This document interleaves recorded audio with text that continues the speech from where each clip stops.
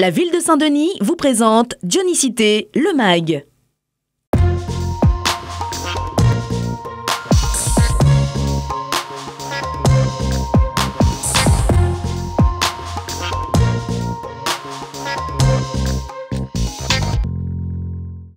Comment lutter contre le décrochage scolaire? L'école des Lilas a apporté sa solution, allier éducation et citoyenneté.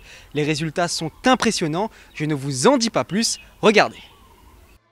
Nous sommes dans une classe de CM2 et pourtant Aurore est la présidente du Sénat, Léa la présidente de l'Assemblée nationale et les autres élèves des députés et des sénateurs.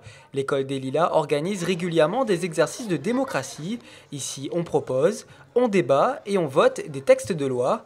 L'objectif, permettre aux enfants de mieux comprendre la société dans laquelle ils vivent. Autre avantage, les enfants apprennent à s'exprimer, argumenter et connaître les fondements du vivre ensemble. Ce projet éducatif permet aux enfants d'allier apprentissage et plaisir.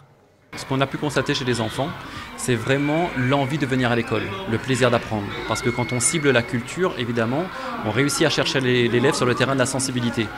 Rester ensuite à faire migrer cette sensibilité vers une dimension citoyenne, et c'était ça notre astuce, de faire concerner les enfants, ajouter du plaisir, le plaisir de chercher, et c'est tout ce mélange qui fait que tous les élèves on a démocratisé le plaisir. Et quand je pense égalité, je pense à Montesquieu, et quand je pense liberté, je pense à Jean-Jacques Rousseau. Un savoir étonnant, une très forte participation en classe et des résultats toujours en hausse. Ce projet éducatif porte ses fruits. La ville de Saint-Denis soutient de près cette initiative. Il y a quelques mois déjà, le maire de Saint-Denis a tenu à rencontrer ses élèves. La ville sait que la société de demain sera façonnée par les enfants d'aujourd'hui. Il est donc essentiel pour la ville d'enseigner les valeurs humaines et démocratiques. Le projet éducatif, dans son essence même, c'est la colonne vertébrale de notre contrat municipal. Et pour nous, il est important d'isoler l'essentiel pour pouvoir avancer. Et on reste persuadé que l'éducation permettra demain de former de la nouvelle génération, cette génération qu'on veut ambitieuse, pour que ce soit des êtres qui soient libres, qui puissent choisir dans la vie et non pas uniquement subir les choses de la vie. Prochaine étape, la visite du Sénat et de l'Assemblée nationale. Pour les préparer au mieux à ce voyage, la ville a tenu à les inviter au conseil municipal. Gérard Françoise, élu du secteur, est ravi. C'est magique. C'est magique et c'est en présence du maire et des élus qu'ils ont vécu cette première expérience démocratique, grandeur nature. Les élèves profitent pleinement de ce moment. Attentifs, ils n'hésitent pas à poser des questions. L'enthousiasme de l'équipe éducative et des élèves incite les parents à s'impliquer dans ce projet. Depuis 2 ans, ils sont nombreux à apporter leur pierre à l'édifice, une dynamique positive qui profite tant aux enfants qu'aux parents.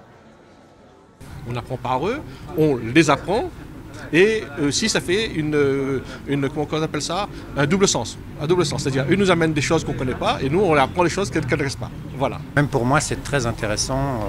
On fait par exemple le conseil municipal aujourd'hui. Personnellement, je suis dionysain depuis 30 ans et je n'avais jamais assisté à un conseil municipal. Donc c'était une occasion vraiment intéressante de voir comment ça se passe. Et pour les enfants, c'est magnifique aussi. Ce partenariat entre l'équipe éducative, les familles et la ville de Saint-Denis permet à ce projet de prendre une dimension supplémentaire. Une collaboration qui prouve qu'à Saint-Denis, L'humain, c'est capital.